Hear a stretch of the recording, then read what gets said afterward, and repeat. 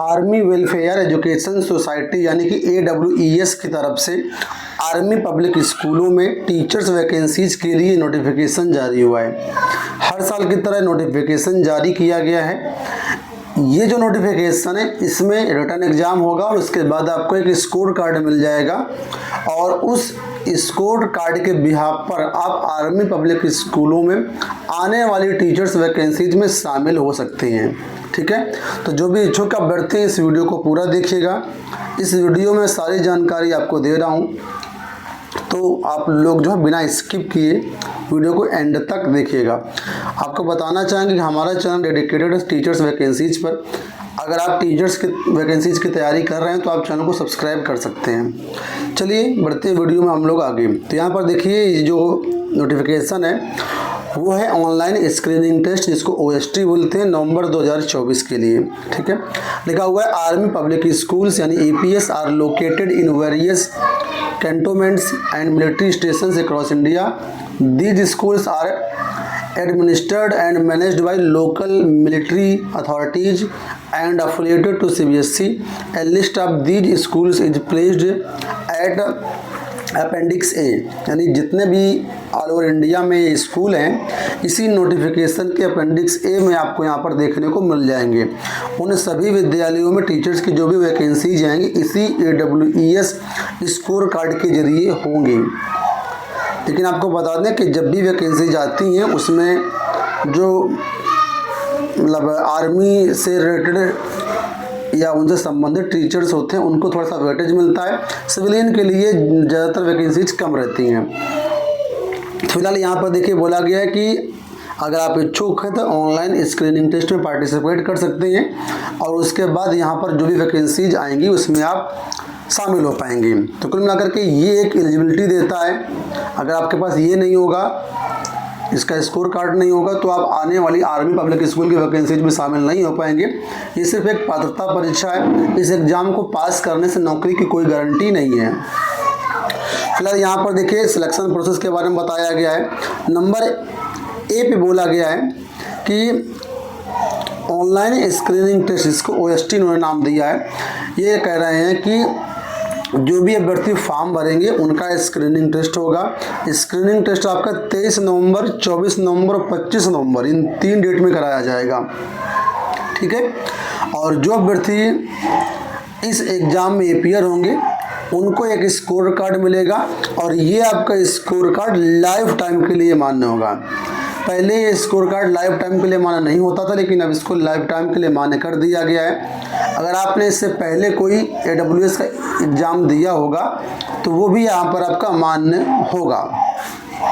लेकिन अगर वहाँ पर आपके मार्क्स कम थे, आप उन मार्क्स को इम्प्रूव करना चाहते हैं तो आप दोबारा से इस एग्ज़ाम में अपीयर हो सकते हैं। ठीक है, आगे देखिए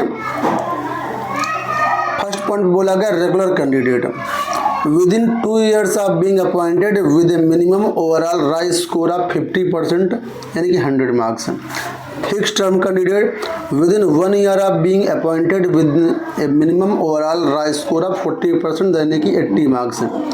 आगे बोला गया कि for candidates who have already qualified in AST the eligibility conditions as applicable in the year of passing will apply। जिस साल उन्होंने पास किया होगा वो एलिजिबिलिटी कंडीशंस उन पर अप्लाई होंगी। नीचे यहाँ पर देखिए बताया गया है कि फ्रेश कैंडिडेट के अलावा ऐसे कैंडिडेट जो OST एग्ज़ाम में पहले अपीयर हो चुके हैं वो भी यहाँ पर अपना स्कोर कार्ड इम्प्रूव करने के लिए इसमें शामिल हो सकते हैं। ठीक है, और ऐसे कैंडिडेट्स जो पहले PRT का यहाँ पर फॉर्म भरे होंगे और इस बार TGT का एग्ज़ाम देना चाहते हैं, PGT का देना चाहते हैं, वो भी यहाँ पर फॉर्म भर सकते हैं। ठीक है, तो सबसे पहले आपको बता दें जब सिलेक्शन होगा तो यहाँ पर आपका OST आपके पास स्कोर कार्ड होना चाहिए। इसके बाद इंटरव्यू होगा। ठीक है, इंटरव्यू के बाद यहाँ पर जो है बाद में आपके टीचिंग स्किल्स का भी इवैल्यूएशन होगा और कंप्यूटर प्रोफिशिएंसी का भी इवैल्यूएशन होगा। तो कई सारे स्टेप होते हैं, इसमें फर्स्ट स्टेप के लिए नोटिफिकेशन जारी किया गया है। अब यहाँ पर देखिए एलिजिबिलिटी कंडीशंस क्या क्या हैं। तो यहाँ पर 3 प्रकार की पोस्ट रहेंगी, PRT, TGT और PGT। तो PGT में अगर आप इसमें अपीयर होना चाहते हैं तो 50% मार्क्स PG में होना कंपलसरी है।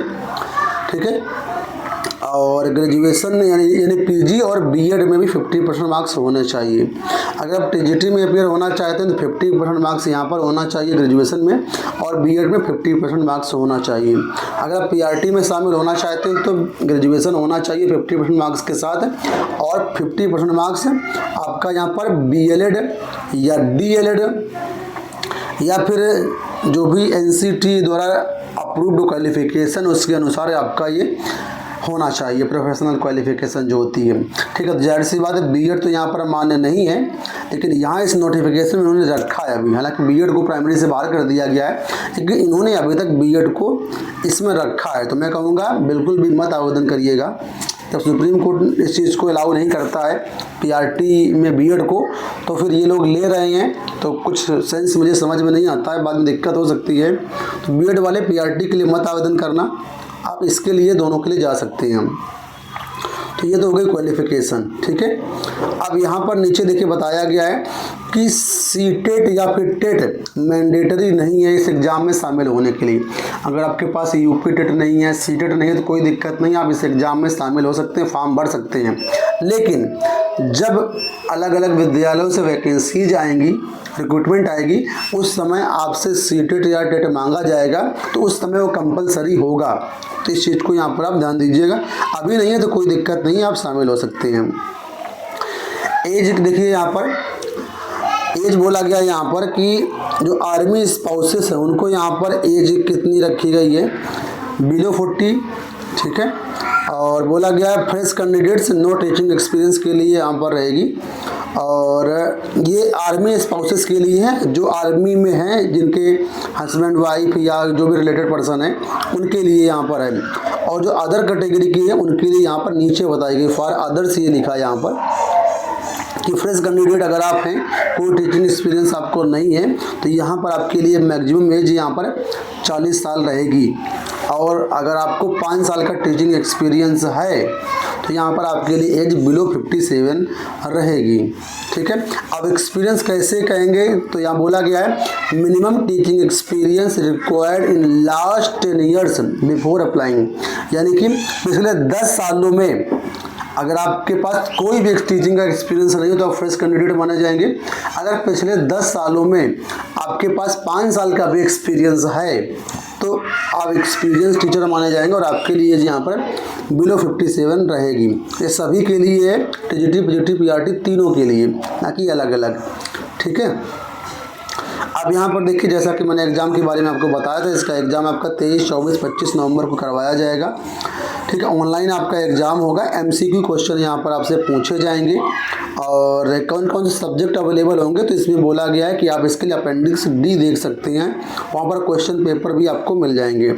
एग्ज़ाम सेंटर के बारे में बोला गया है कि एग्ज़ाम सेंटर की जो लिस्ट है वो अपेंडिक्स ई में मिल जाएगी, जहाँ से आप देख सकते हैं। एग्ज़ाम सेंटर में कोई भी चेंजमेंट नहीं होगा। अब बात कर लेते हैं पेपर के बारे में। तो जो यहाँ पर पेपर होगा लिखा है कि for each category there will be only 1 question paper of 200 marks, 200 number का यहाँ पर आपका पेपर होगा। ठीक है, और 1 क्वेश्चन पेपर फॉर पीआरटी के लिए होगा, और 1 क्वेश्चन पेपर होगा पीजीटी और टीजीटी के लिए एक। ठीक है, तो ईच कैटेगरी के लिए ये पेपर होंगे। आगे बोला गया 200 नंबर का जो पेपर रहेगा, ठीक है, इसमें नेगेटिव मार्किंग भी रहेगी, 1/4 की यहाँ पर नेगेटिव मार्किंग भी रहेगी। अब इसका रिजल्ट कब आएगा, तो रिजल्ट के बारे में भी यहाँ पर देखिए बता दिया गया है कि the score card will be available on the site till 31 मार्च 2024, यानी 31 मार्च 2024 में जो है आपके स्कोर कार्ड वेबसाइट पर दिखने लगेंगे। ठीक है, और इनको आप लोग जो है अपना फ्यूचर के लिए अपना सुरक्षित कर सकते हैं, सेव कर सकते हैं। इस चीज़ को थोड़ा सा और समझ लीजिए कि जो आपका रिजल्ट है वो जारी कर दिया जाएगा परीक्षा के 21 दिन बाद। ठीक है, और ये आपका जो रिजल्ट अवेलेबल रहेगा वेबसाइट पर 31 मार्च 2024 लाना की लिखा है यहाँ पर, लेकिन 25 मानिए आप। ठीक है, 2025 तक अवेलेबल रहेगा, 31 मार्च तक। 31 मार्च के बाद ये बोल रहे हैं कि जो रिजल्ट है वो वेबसाइट से हटा दिया जाएगा, और उसके बाद भी अगर आप रिजल्ट के लिए आवेदन करते हैं, रिजल्ट चाहिए होगा, तो इसके लिए डुप्लीकेट फाइनल स्कोर कार्ड आपको लेना होगा, जिसके लिए अलग से यहाँ पर आपको 250 रुपये की फ़ीस देनी होगी। तो इस बात को आप समझ लेना। अब आवेदन कैसे करना है, डेट क्या रहेगी, तो बोला है इसके लिए कि जो ऑनलाइन आवेदन है इसके लिए वो 10 सितंबर से लेकर के 25 अक्टूबर तक अवेलेबल रहेंगे। awesindia.com ये ऑफिशियल वेबसाइट है, यहाँ से जा करके आपको फॉर्म भरना होगा और फॉर्म भर करके आप इसकी वहाँ से जो भी आवेदन करेंगे तो बाकी सारी जानकारी आपको वेबसाइट पर मिल जाएगी। अब यहाँ पर देखिए एक बार फिर से टेंटेटिव डेट्स यहाँ पर दे दी गई हैं, इसको आप देख लीजिए एक बार। 10 सितंबर से 25 अक्टूबर तक फॉर्म भरे जाएंगे। एडमिट कार्ड आपके जारी कर दिए जाएंगे 12 नवंबर को और एग्जामिनेशन होगा 23, 24 और 25 नवंबर को और रिजल्ट आपके जारी कर दिया जाएगा 10 दिसंबर 2024 को। ठीक है, तो अगर आप इसमें इच्छुक हैं तो इसके लिए फॉर्म भर सकते हैं। अब यहाँ पर देखिए मैंने बताया था जो ऑल ओवर इंडिया में जो APS स्कूल है उनकी लिस्ट आपको अपेंडिक्स A में मिल जाएगी। तो ये यहाँ पर कंप्लीट लिस्ट है, ऑल ओवर इंडिया में जो भी विद्यालय हैं उसकी पूरी सूची यहाँ पर दी गई है। और कौन कौन से सब्जेक्ट यहाँ पर अवेलेबल अपेंडिक्स B में देखिए यहाँ पर ये PGT, TGT, PRT ये सारे सब्जेक्ट यहाँ पर अवेलेबल हैं। तो आप पेज नंबर 10 पे इसको देख सकते हैं। इसके बाद यहाँ पर पूरा आपका जो है क्वालिफिकेशन विद सब्जेक्ट कॉम्बिनेशन बताई गई है। हालांकि मैंने बता दिया आपको एलिजिबिलिटी क्राइटेरिया, लेकिन सब्जेक्ट कॉम्बिनेशन से ज़्यादा जानकारी आपको यहाँ पर दी गई है, तो इसको भी आप रेफ़र कर सकते हैं। ठीक है, ये सभी का दिया गया है यहाँ पर। और इसके बाद नीचे देखते हैं क्या दिया गया है। अभी मुझे लगता है एग्जामिनेशन सेंटर के बारे में भी यहाँ पर लिस्ट में आपको मिल जाएगा। ये यहाँ पर बताया गया कि जो पेपर होगा आपका उसमें क्या क्या आपसे पूछा जाएगा। तो प्राइमरी टीचर्स के लिए यहाँ पर देखिए ये बताया गया कि 3 घंटे का आपका पेपर होगा, 200 क्वेश्चन आएंगे और 200 नंबर का पेपर होगा। अब इसमें देखिए क्या क्या आपका सिलेबस रहेगा। तो बोला गया है पहला यहाँ पर सेक्शन A होगा, बेसिक GK और करंट अफेयर का होगा। करंट अफेयर में क्या क्या पढ़ना है वो यहाँ पर बताया गया है। Section B pedagogy, curriculum, education and policy matters का होगा। ठीक है, और सेक्शन C एकेडमिक प्रोफिशिएंसी का होगा। इसके बाद TGT का क्या रहेगा, तो TGT के बारे में यहाँ पर सिलेबस बताया गया है। सिलेबस में है वही चीज़ें, लेकिन कुछ इसका जो अंदर की चीज़ें वो यहाँ पर चेंज है। कितने क्वेश्चन आएंगे, कितना वेटेज रहेगा, ये सारी जानकारी यहाँ पर आपको दी गई है। इसके बाद इसी तरीके से यहाँ पर PGT का भी बताया गया है, तो PGT का भी सेम यहाँ पर दिया गया है। अब देखिए आपका एग्जामिनेशन सेंटर कहाँ का रहेगा, तो ये सेंटर की लिस्ट दी गई है। आगरा, कानपुर, कोलकाता, मथुरा, मेरठ, मुंबई, नागपुर, कुल मिलाकर सिटी के नाम दिए गए हैं। 41 नाम यहाँ पर दिए गए। इन शहरों में आपका एग्ज़ाम करवाया जाएगा, तो आप अपने हिसाब से एग्जामिनेशन सेंटर चुन सकते हैं। तो उम्मीद करूँगा वीडियो आपको पसंद आया होगा। इस वीडियो में इतना ही, धन्यवाद।